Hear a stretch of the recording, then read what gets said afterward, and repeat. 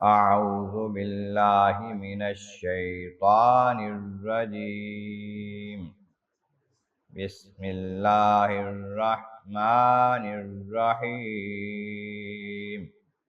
قال لا يأتيكما طعام ترزقانه إلا نبأتكما بتأويله قبل أن يأتيكما ذلكما مما علمني ربي إني تركت ملة قوم لا يؤمنون بالله وهم بالآخرة هم كافرون واتبعت ملة آبائي إبراهيم وإسحاق ويعقوب ما كان لنا أن نشرك بالله من شيء ذلك من فضل الله علينا وعلى الناس ولكن أكثر الناس لا يشكرون.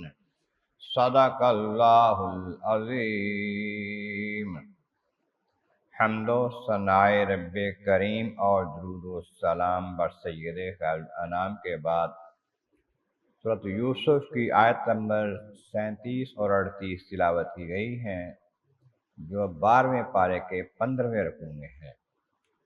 اس سے پہلی آیت کریمہ میں بتایا گیا یوسف علیہ السلام کو جب حالات ناسازگار ہونے کی وجہ سے جیل میں بھیجا گیا، ان کے ساتھ 2 نوجوان اور بھی جیل میں گئے، اور بھی کئی لوگ تھے وہاں پر۔ تو ان لوگوں میں یوسف علیہ السلام سب سے نرالے تھے، نہایت حسین، ان کے چہرے کی روشنی سے آس پاس روشن ہو جائے، اور نہایت پارسا، نیک، دن کو روزہ رکھنا، رات کو قیام میں رہنا، نماز پڑھتے رہنا، بیماروں کو حال احوال پوچھنا، وہاں پر کسی کی مجبوری ہو تو اس کی مدد کرنا، یہ کام تھا۔ تو لوگ سمجھتے تھے کہ یہ سب کے خیر خواہ ہیں۔ تو وہ 2 بندے جو تھے انہوں نے خواب دیکھا، تو حضور کی خدمت میں حاضر ہوئے، یوسف علیہ السلام کی خدمت میں، اور عرض کیا کہ ہم نے یہ خواب دیکھا ہے۔ ایک نے کہا کہ میں نے دیکھا ہے کہ میں انگور نچوڑ رہا ہوں، شراب بنا رہا ہوں۔ ایک نے دیکھا کہ میں نے روٹیوں کا ٹوکرا سر پہ رکھا ہے اور اس میں سے جانور کھا رہے ہیں۔ تو آپ کوئی ہمیں تعبیر بتا دیجیے، ہم سمجھتے ہیں کہ آپ بڑے محسن ہیں، نیکوکار ہیں، احسان کرنے والے ہیں۔ آپ نے جواب دیا، قالا لا یأتیکما طعام ترزقانہ الا نبأتکما بتأویلہ قبل ان یأتیکما۔ میں تمہارے پاس کھانا آتا ہے، گھر سے آتا ہے یا جیل کے مطبخ سے آتا ہے، کھانا آنے سے پہلے میں تمہیں بتا دیتا ہوں، بتا دوں گا اس کے بارے میں، وہ کھانا کیسا ہوگا، اس کا ذائقہ کیسا ہوگا، رنگ کیسا ہوگا، مقدار کیسی ہوگی، اس کی تاثیر کیسی ہوگی۔ یہ ایک معجزہ ان کا تھا۔ اور یہ اس لیے ذالک ما مما علمنی ربی، یہ رب نے مجھے علم دیا ہے، یہ کسی اور وجہ سے نہیں ہے، میں نے کسی سے علم حاصل نہیں کیا اس کا۔ اور صورتحال یہ ہے، انی ترکت ملت قوم لا یؤمنون باللہ وهم بالآخرۃ کافرون، میں ایسی قوم کو چھوڑ آیا ہوں جو اللہ پر یقین نہیں رکھتے، ایمان نہیں رکھتے، کافر ہیں، منکر ہیں، آخرت کو بھی نہیں مانتے۔ لیکن میں خود کون ہوں؟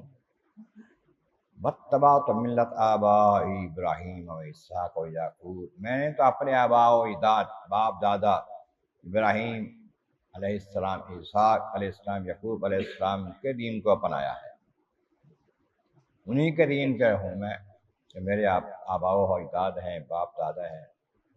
اور ہمارے واسطے بالکل یہ جائز نہیں ہے، ما کان لنا ان نشرک باللہ من شیء، کہ تھوڑا بھی اللہ کے ساتھ کسی کو شریک ٹھہرائیں۔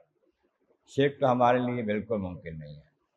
نبی ہیں، نبی کی اولاد ہیں، نبی کے پوتے ہیں، نبی کے پڑپوتے ہیں، ہوا کہ شرک ہمارے واسطے بالکل ممکن نہیں ہے، ہمیں نہیں حق پہنچتا کہ ہم کسی کو شریک ٹھہرائیں اللہ کے ساتھ۔ اور یہ جو ہمیں دین حق ملا ہے، نبی کا گھرانہ ملا ہے، ذالک فضل اللہ علینا، یہ ہم پر اللہ کا بڑا فضل ہے، اللہ کی بڑی مہربانی ہے۔ اور لوگوں پر بھی اللہ کا بڑا فضل و کرم ہے کہ اس نے ان لوگوں کو نبی عطا کیے ہیں، حق کے راستے بتائے ہیں، حق کے راستے دکھائے ہیں، حق کے راستے کی دلیلیں ان کو تک پہنچائی ہیں۔ لوگوں پر بڑا احسان ہے مالک کریم کا، لیکن اکثر الناس لا یشکرون، لیکن اکثر لوگ جو ہیں شکر نہیں کرتے۔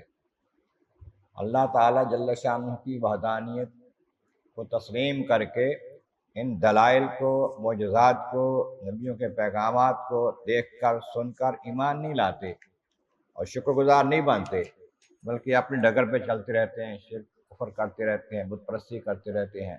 یہ اچھا طریقہ نہیں ہے۔ اب سوال تو انہوں نے کیا کہ ہمارے خواب کا جواب دیں، خواب کی تعبیر بتائیں۔ آپ نے یہ باتیں شروع کر دی، خواب کی تعبیر تو بتائیں گے لیکن پہلے تمہیں دین بتا دیں کہ میں کون سے دین پر ہوں، تم کون سے دین پر ہو، دین کون سا اچھا ہے۔ آگے اس کے بارے میں پھر مزید تفصیل آتی ہے، تو اس کے بعد پھر خواب کی تعبیر بتائی، آپ نے جو تو بتائی وہ حق بتائی۔ اس کا ذکر انشاءاللہ اگلی آیتوں میں آئے گا۔ اللہ تبارک و تعالیٰ کی بارگاہ عالیہ میں حضرت مولا کریم محبوب کریم کا صدقہ قرآن کریم کا فہم اور اعمال صالح نصیب فرما۔ وآخر دعوانا ان الحمد للہ رب العالمین۔